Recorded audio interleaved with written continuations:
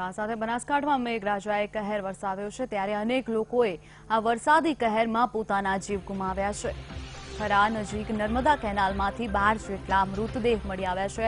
Army અને એસઆરપીના જવાનો દ્વારા 12 જેટલા મૃતદેહને બહાર કાઢવામાં આવ્યા છે। આ તમામ લોકોના પૂરના પાણીમાં તણાઈ જવાથી મોત નિપજ્યા છે। આપને જણાવી દઈએ કે બનાસકાંઠામાં જે રીતે ભારે વરસાદ વરસી રહ્યો છે અત્યાર સુધીમાં 18 થી 20 ઇંચ જેટલો વરસાદ વરસી ચૂક્યો છે ત્યારે 12 લોકોના મોત નિપજ્યા છે। ત્યારે નર્મદા કેનાલમાંથી એનડીઆરએફ અને એસઆરપીની ટીમ દ્વારા 12 લોકોના મૃતદેહ બહાર કાઢવામાં આવ્યા છે।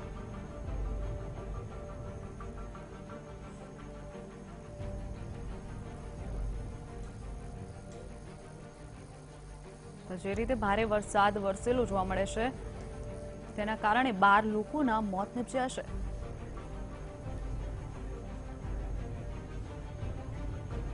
આ સાથે અમારા સંવાદદાતા વિશાલ મહેતા લાઈવ જોડાઈ ગયા છે। તો વિશાલ, જણાવશો કે જે રીતે બનાસકાંઠામાં ભારે વરસાદ વરસ્યો છે, 12 લોકોના મોત નિપજ્યા છે, તંત્રનું શું કહેવું છે?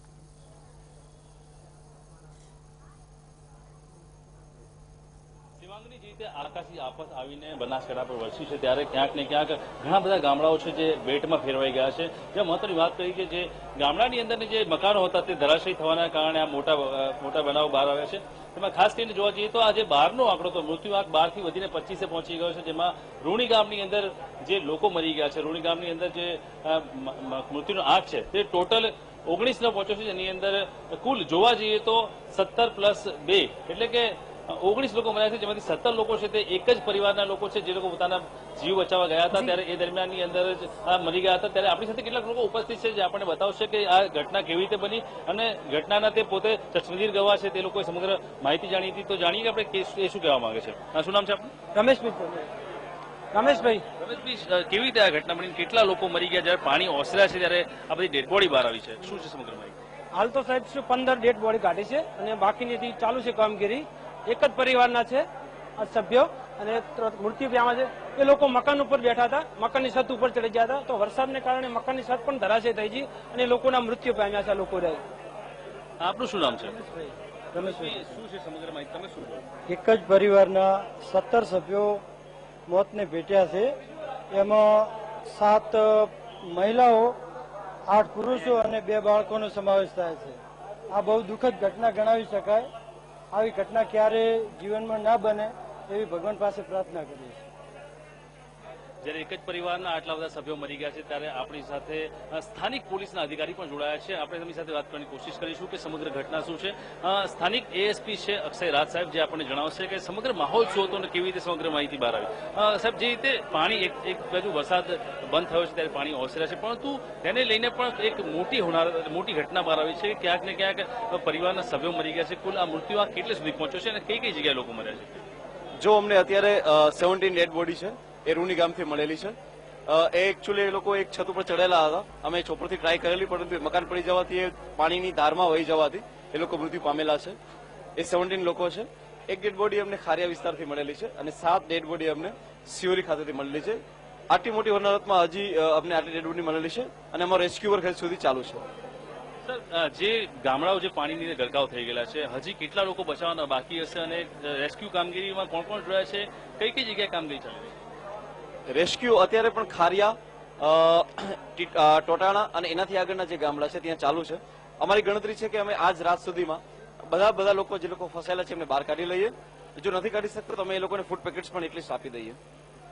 સર, અત્યારે જે રીતે મૃત્યુ આંક આટલો બહાર આવ્યો છે, લોકો પાણીના કારણે ક્યાંક ને ક્યાંક ડૂબીને મરી ગયા છે, ત્યારે સૌથી મોટી વસ્તુ છે કે લો એન્ડ ઓર્ડર અને જે રીતે જે તંત્ર, જે લોકો અત્યારે લાગણીનો વહાવ જે વહ્યો છે, એક પાણીનો વહાવ બંધ થયો છે ત્યાં લાગણીનું વહેણ શરૂ થયું છે, આની નિયંત્રણમાં લેવા અત્યારે પોલીસ શું કરી રહી છે? અત્યારે પોલીસ લો એન્ડ ઓર્ડરની પરિસ્થિતિ સાચવી રહી છે। એની સાથે સાથે અમે લોકો દરેક ડેડ બોડીને સરખી રીતે એ લોકોની દફન વિધિ અથવા તો જે પણ એમની આખરી વિધિ છે તે થઈ જાય અને પરિવારને પણ સાથે સાથે રહીને સાંત્વના આપી રહ્યા છે અને જે પણ અમારાથી થઈ શકે છે દરેક વસ્તુ કરી રહ્યા છીએ। Thank you so much.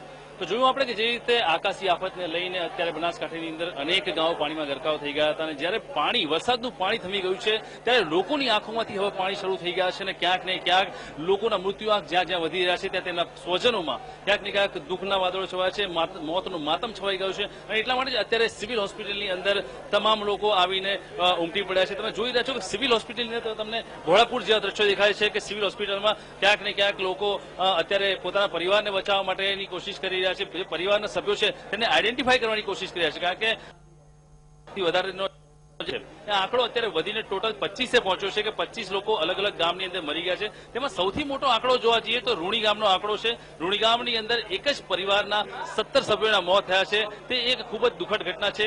જે પરિવાર પોતાના જીવને બચાવવા માટે પાણીમાંથી બહાર આવી અને ધાબા પર ચડ્યું, ધાબા પર ચડીને પોતાને બચાવવાની કોશિશ કરવા ગયું, પરંતુ સમગ્ર આખું મકાન જ ધરાશયી થઈ ગયું અને તેના કારણે તે પરિવાર આખું પાણીમાં ડૂબી ગયું. ત્યારે આવી આ દુઃખદ ઘટનાને લઈને સમગ્ર ગામજનોમાં ક્યાંક ને ક્યાંક શોકનો માહોલ છે. અત્યારે સમગ્ર બનાસકાંઠાની અંદર પૂરની પરિસ્થિતિને લઈને લોકો હેરાન પરેશાન છે. ત્યાં એક નવી આપત્તિ તેમના પર આવી પડી છે કે ગામના લોકો પાણીમાં ડૂબીને જે તેમની લાશ પાણી ઓસરતાની સાથે જ બહાર આવી છે, તેના કારણે સમગ્ર પરિવારની અંદર મોતનો માતમ છવાયેલો જોવા મળી રહ્યો છે.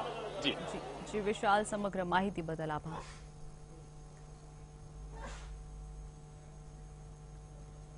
તો જે રીતે આપ જોઈ શકો છો કે ભારે વરસાદ બાદ બનાસકાંઠામાં 17 લોકોના લાશ મળી આવી છે.